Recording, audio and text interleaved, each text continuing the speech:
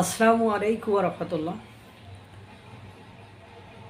অযোগ্য ব্যক্তিরা তাদের যোগ্যতাহীনতাকে ঢাকতে সবসময় অন্যর দিকে আঙ্গুল তোলে, অন্যকে দোষারোপ করে সে নির্দোষ, সে নিষ্পাপ, সে নিষ্কলঙ্ক, সে ঝামেলামুক্ত, সে উদার, সে দেশপ্রেমিক, সে গণতান্ত্রিক, এই বিষয়গুলো বোঝাতে চায়। কিন্তু বর্তমান সময়, বর্তমান যুগে এটি কোনোভাবেই সম্ভব নয়।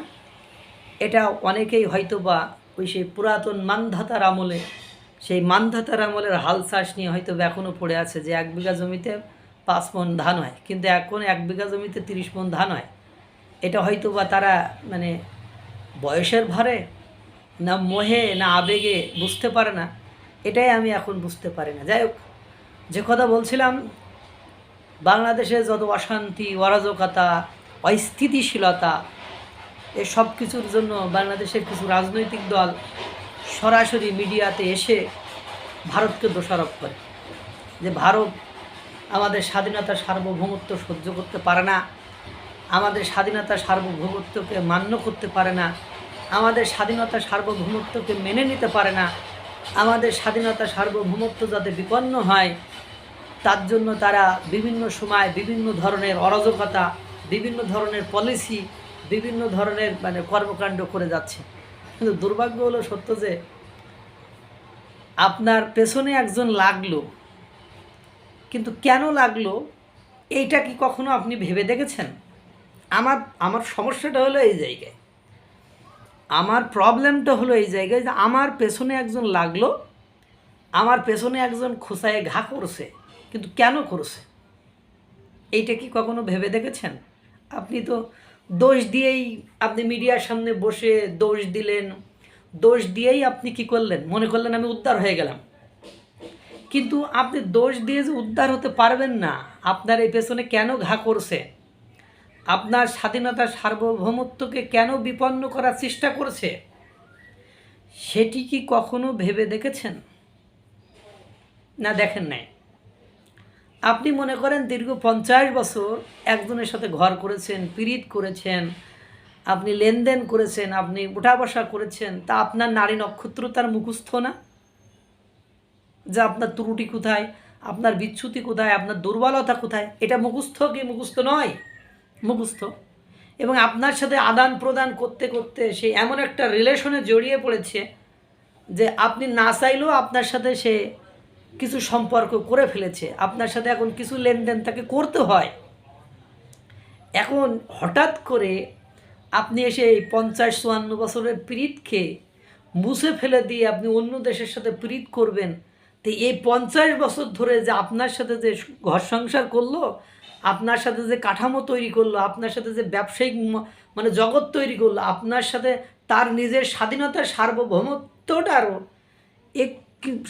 নিজের দেশের স্বাধীনতা সার্বভৌমত্বের কিছু অঙ্গরাজ্যেরও যে সম্পর্ক আছে বা টিকে থাকার লড়াই আছে বা বিপদের সংখ্যা আছে, সেটাও তো আপনাকে বুঝতে হবে। আপনি শুধু তো আপনারটা বুঝলে হবে না, কারণ রিলেশন করার সময় কম্প্রোমাইজের উপর তো রিলেশন হয়, ছাড়ের উপরে রিলেশন হয়।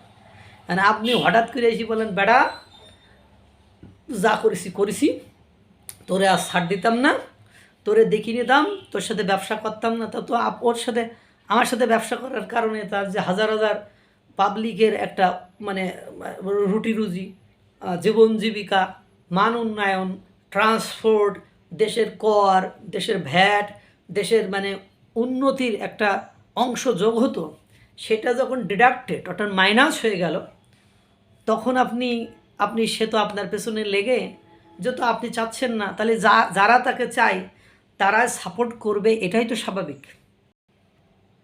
আপনি মার্কিন যুক্তরাষ্ট্রের সাথে কেন সম্পর্ক করেছেন? কারণ আপনার চাওয়া এবং আপনার আশা আকাঙ্ক্ষাকে পূরণ করতে সায় দিয়েছে মার্কিন যুক্তরাষ্ট্র। এই জন্য তো মার্কিন যুক্তরাষ্ট্রের সাথে আপনি সম্পর্ক করেছেন না, ডোনাল্ড ট্রাম্পের সাথে, আমেরিকার সাথে আপনি সম্পর্ক করেছেন না।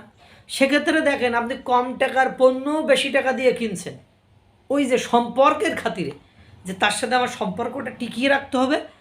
এখন যদি সম্পর্ক খারাপ করি তাহলে ও আমার এই সেক্টরে কী করবে, প্রেশারাইজ করবে, আমার এই বিষয়গুলোকে সে ধ্বংস করে দিবে। এই জন্য আপনি 31 টাকার গম 37 টাকায় কিনছেন না, কিনছেন কিনা? আপনার এখন বিমান দরকার না, বিমান বরংস বাংলাদেশে যেগুলো আছে সেগুলো বিমান খাতে একের পর এক আপনি লোকসান গুনতেছেন, ক্ষতি গুনতেছেন। তারপরও আপনি মার্কিন যুক্তরাষ্ট্র থেকে বিমান কিনবেন। আপনি আপনার প্রতিবেশী রাষ্ট্রের সাথে যে তেল কিনলে কম মূল্যে কিনতে পারতেন সেই তেল আপনি মার্কিন যুক্তরাষ্ট্র থেকে নেবেন। আপনি মার্কিন যুক্তরাষ্ট্রের সাথে প্রতিরক্ষা চুক্তি, সামরিক চুক্তি, জাতীয় নিরাপত্তা চুক্তি করে ফেললেন। আপনি মার্কিন যুক্তরাষ্ট্রের মানে মদতপুষ্ট ডিপি ওয়ার্ল্ডকে আপনার বাংলাদেশের সবচেয়ে আয়ের বা বাংলাদেশের হাজার হাজার মানুষের কর্মসংস্থান যেখানে ছিল সেই ডিপি ওয়ার্ল্ডকে আপনি কী করলেন, 30 বছরের জন্য হস্তান্তর করে দিলেন। কেন করলেন? একবারও কি ভেবেছেন? আপনি এটা করার মধ্য দিয়ে মানে তার দেশের স্বাধীনতা, সার্বভৌমত্ব হুমকির মধ্যে পড়ছে বা পড়ার সম্ভাবনা তৈরি হচ্ছে।